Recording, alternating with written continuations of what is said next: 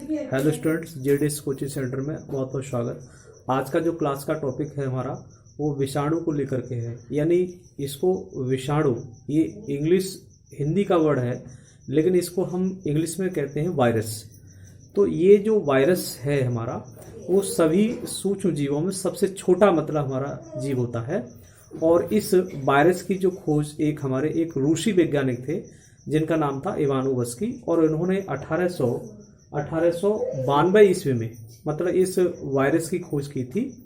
और ये वायरस एक इतना सूक्ष्म जीव होता है कि इनको हम अपनी इन नग्न आंखों से, यानी हम माइक्रोस्कोप के द्वारा ही इनको देखा जा सकता है। और ये वायरस जो होते हैं वो निर्जीव और सजीव दोनों की कड़ी के बीच मानी जाती है। वैज्ञानिकों ने बहुत जब इसको पकड़ा, यानी जब इसको कंट्रोल किया, तो ये कभी तो निर्जीव जैसे लक्षण प्रदर्शित करता है और कभी ये सजीव जैसे इसको छोड़ दिया जाएगा तो ये सजीव के लक्षण प्रदर्शित करेगा।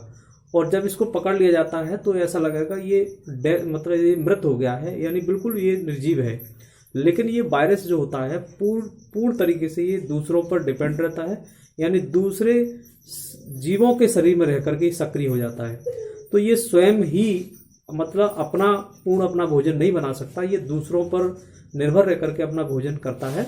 तो यहाँ ऐसे बताया गया है कि सभी सूक्ष्म जीवों में विषाणु सबसे सूक्ष्म जीव होते हैं।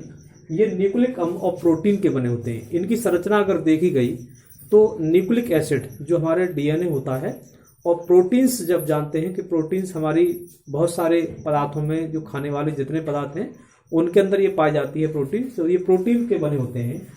ये पूर्ण परजीवी होते हैं। पूर्ण परजीवी का मतलब है कि ये दूसरों पर पूरी तरीके से निर्भर होते हैं कि अगर ये किसी भी सजीव कोशिका के अंदर पहुंच जाते हैं तभी ये अपना विभाजन कर सकते हैं, यानी 1 से 2 बन सकते हैं, 2 से 3 बन सकते हैं।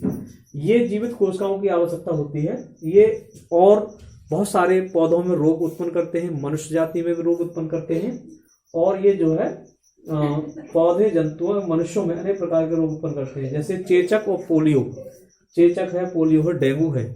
ये बहुत ही खतरनाक रोग होते हैं। अगर मान लो किसी विषाणु के द्वारा डेंगू रोग हो जाए तो डेंगू से आप समझिए कि ये किसी भी मनुष्य के शरीर के अंदर ही आक्रमण करता है तो उसकी सेल्स बॉडी, यानी आरबीसी और डब्ल्यूबीसी प्लाज्मा को ये अपना भोजन बना लेता है और पूरी तरीके से समाप्त कर देता है।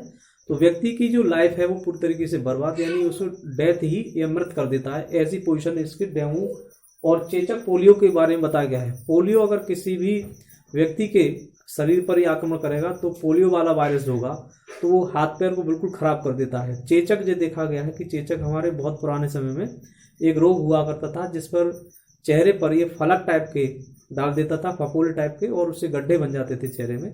तो ये इस प्रकार के लक्षण भी प्रदर्शित करता है। तो ये शायद है कि आप लोगों को समझ में आया होगा कि ये वायरस बहुत ही खतरनाक एक सूक्ष्म जीव है जिनको हम अपनी इन नग्न आंखों से नहीं देख सकते। और ये जो लगभग मेरे हिसाब से लगभग सभी जगह पर्याप्त हैं, यानी हवा में भी रह सकते हैं, ये मिट्टी में भी रह सकते हैं, जल में भी रहते हैं। और इनसे समय समय पर मनुष्य जाति ये पौधों में अनेक प्रकार के रोग पैदा ये करते रहते हैं।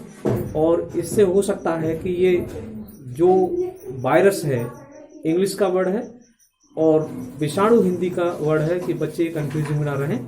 तो इसको मेरी समझ में हो सकता है कि आप लोगों की सबके समझ में आया होगा।